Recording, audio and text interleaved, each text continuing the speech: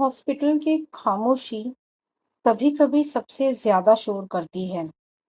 मैं जब भी हॉस्पिटल जाती, पापा का पहला सवाल हमेशा वही होता, पढ़ाई कैसे चल रही है? तेरा भाई पढ़ रहा है या नहीं? अपनी तकलीफ, अपना दर्द, अपनी बीमारी सब भूलकर पापा हमेशा सिर्फ हमारे बारे में सोचते थे। पापा मुझे कहते, भाई की पढ़ाई का ध्यान रखना, उसे समझाना, उसे आगे बढ़ने का मौका देना। उनकी आवाज़ कमज़ोर थी, पर उनकी सोच अभी भी उतनी ही स्ट्रॉन्ग थी।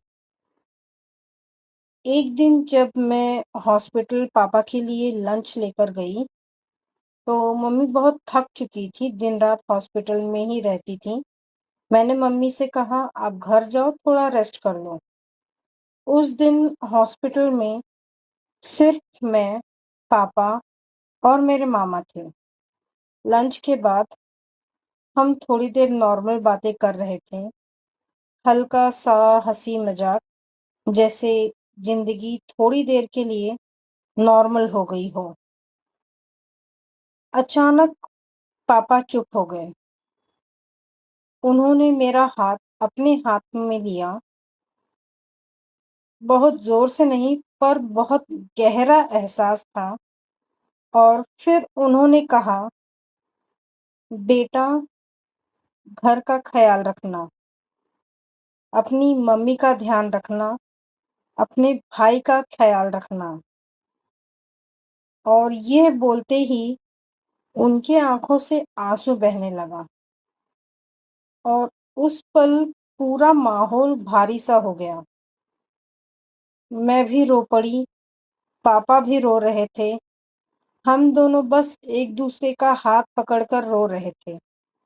मामा हमें सँभालने की कोशिश कर रहे थे, पर उस दिन मुझे समझ आया, अब मुझे पापा के कदमों पर चलना पड़ेगा। अब मुझे घर सँभालना होगा। उस दिन के बाद मैं बच्ची नहीं रही, मैं बेटी से ज़िम्मेदार इंसान बन गई और एक दिन हॉस्पिटल में ही पापा से कहा, "पापा, मैं अब जॉब करना चाहती हूँ, घर सँभालने के लिए। आप डिस्चार्ज हो जाओ, मैं आपको काम करने नहीं दूँगी।" पापा ये सुनकर फिर रो पड़े और मैं भी। उस दिन के बाद मैंने जॉब ढूँढना शुरू कर दिया। न्यूज़पेपर्स, एड्स, जो समझ आता, जो मिलता, सब देखना शुरू किया। क्योंकि मुझे पता था, अब पीछे हटने का सवाल नहीं है। फिर एक दिन डॉक्टर ने कहा कि पापा की रिकवरी अच्छी हो रही है, जल्द ही डिस्चार्ज हो जाएँगे। हमने थोड़ी राहत की सांस ली। लगा शायद भगवान अब थोड़ा रहम करेगा। कुछ ही दिन बाद पापा की तबीयत फिर से बिगड़ने लगी और इस बार कुछ और ही टूट रहा था। पापा यादें भूलने लगे थे। हम जब हॉस्पिटल जाते, वो हमें पहचान नहीं पाते। हमें कहना पड़ता, "पापा, मैं आपकी बेटी हूँ।" और ये कहना सबसे ज़्यादा दर्द देता था, जब आपके पापा आपको पहचान ना पाएँ। मैं पापा को इस हाल में बिल्कुल नहीं देख पा रही थी। हर विज़िट के बाद मैं थोड़ी और टूट जाती और फिर एक सुबह जब सब सो रहे थे, पापा हमें छोड़कर चले गए, शांति से, बिना शोर के। और उस दिन मैंने अपना पापा नहीं खोया, अपना छत खो दिया। उस दिन के बाद मेरी ज़िंदगी कभी पहले जैसे नहीं रही।